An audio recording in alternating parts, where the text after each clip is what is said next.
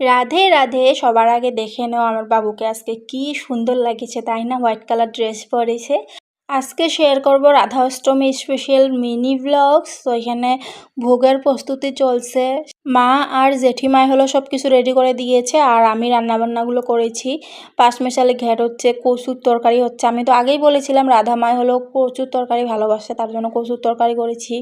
বড়া করেছি 5 রকম, আর হলো মিষ্টান্নটা আগেই করেছি। আর এই দেখুন পাঁচমিশালি সবজি, এই দেখুন মিষ্টান্ন সব কিছু রেডি। এখানে রয়েছে হলো কচুর তরকারি আর বড়া এখন করছি আমি, মিষ্টি কুমড়োর বড়া। তারপরে ভেজে নিলাম হলো পুরি আর তালের বড়া। আমার গপুর ফেভারিট হলো তালের বড়া। তারপরে চাটনি করলাম, টমেটোর চাটনি করে একটু করেই করেছি। আর এই দেখুন বসে রয়েছে সোনাবাবু।